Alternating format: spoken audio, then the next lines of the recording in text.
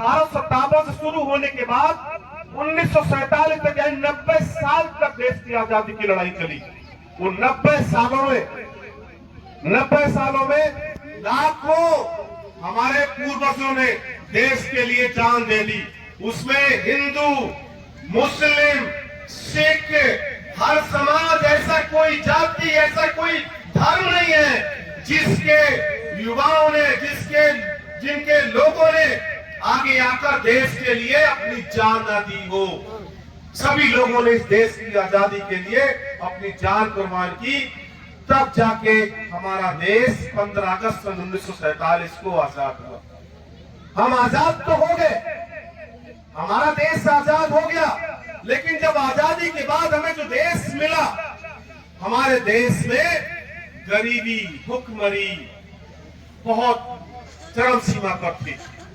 हम लोग गरीब हो चुके थे, और ऊपर से एक बंटवारा हमारे देश का हो गया। बंटवारे में हिंदू, मुस्लिम और समाज के तमाम सारे झगड़े पैदा हो गए। आप सोचो कि जिन लोगों ने इस देश की आजादी के लिए, हिंदू, मुस्लिम, सिख, जहां हर समाज ने इस भारत माता की आजादी के लिए अपनी जान निछावर की हो, अपने बेटों को कुर्बान कर दिया हो, और आजादी के बाद उन्होंने सोचा था कि हम लोग आजाद होने के बाद बहुत ही सब लोग मिलजुल कर रहेंगे, इस देश को फिर से सोने की चिड़िया बनाएंगे। लेकिन मिलजुल कर रहने के बजाय, सोने की चिड़िया बनाने के बजाय, अंग्रेजों ने अपनी कूटनीतिक चाल से कुछ ऐसे लोग कूटनीति में फंस गए कि एक ऐसा झगड़ा पैदा हो गया कि हमारे देश का बंटवारा हो गया, और वो झगड़ा एक बहुत बड़ा झगड़ा शुरू हो गया। तो इस झगड़े की वजह से हमारे देश का कितना नुकसान हुआ, बंटवारा हुआ, और हम लोग और तरक्की जो तेजी से करते, आज जो उस समय हमारे समय के कई देश आजाद हुए, आज वो देश तरक्की के रास्ते पर आगे जा, देश तरक्की के रास्ते पर कितना आगे निकल गए, लेकिन आज हम लोग उनकी बराबरी नहीं कर पाए, क्योंकि यहाँ झगड़े इतने पैदा हो गए। अब इन झगड़ों को भी दूर करना, विकास के रास्ते पर देश को आगे भी ले जाना, ये सरकारों के सामने बड़ी चुनौतियां थी। लोगों ने काम किया, लेकिन उतनी स्पीड से काम नहीं हो पाया। माननीय मोदी जी जब 2014 में प्रधानमंत्री बने, उन्होंने इस देश को विकास के रास्ते पर तेजी से आगे बढ़ाने के लिए तमाम सारी योजनाएं देने का काम किया। जिन माताओं बहनों को घरों में गैस सिलेंडर नहीं होते थे, उन परिवारों तक गैस सिलेंडर पहुंचाने का काम किया। 80 करोड़ परिवारों को खाद्य सुरक्षा देने का काम किया, अनाज पहुंचाने का काम किया, आवास देने का काम किया, किसानों को पेंशन देने का काम किया। हर जाति, हर वर्ग, हर धर्म के लोगों को बिना किसी भेदभाव के सबको आगे बढ़ने का मौका दिया, और ये देश हमारा तरक्की के रास्ते पर तेजी से आगे बढ़ने लगा।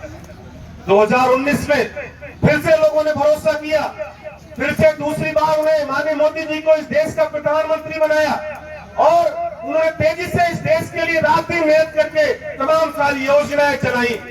जब उन्होंने रात दिन काम किया, योजनाएं चलाई, अब उन योजनाओं की जमीनी हकीकत क्या है, आखिरी छोर पर बैठे हुए व्यक्ति को लाभ पहुंच रहा है या नहीं पहुंच रहा है, कहीं उनकी योजनाओं में भ्रष्टाचार तो नहीं किया जा रहा है। उन तमाम सारी योजनाओं को परखने के लिए, जांचने के लिए ये विकसित भारत संकल्प यात्रा उन्होंने शुरू की, और ये गांव-गांव पहुंचकर सब चीजों को देख रही है, जान रही है, समझ रही है।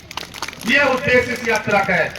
तो मैं बहुत लंबी बात ना करके, वैसे काफी लंबी बात हो गई, बस मैं आपसे यही कहना चाहूंगा कि जिस तरह से आज इस यात्रा में सब लोग शामिल हुए, अभी हम लोग एक शपथ भी लेंगे, और शपथ लेने के बाद जहां जो कहीं पर दिक्कतें आ रही, आप अपने अधिकारी कर्मचारी संपर्क करेंगे। अगर कहीं पर कोई दिक्कतें आ रही, उसके लिए हम लोग बैठे हैं। हम आपकी बात को शासन स्तर तक पहुंचाएंगे और आपकी समस्याओं का समाधान करने का प्रयास करेंगे।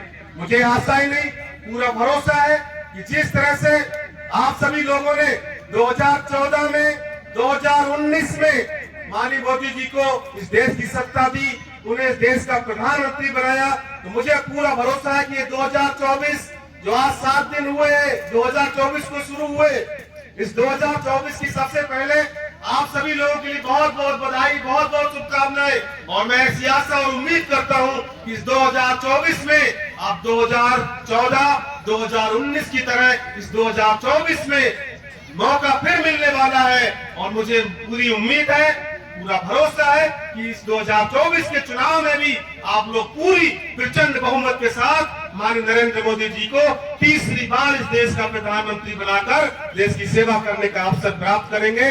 आप सभी का बहुत बहुत धन्यवाद। जय हिंद, जय भारत, बहुत बहुत धन्यवाद।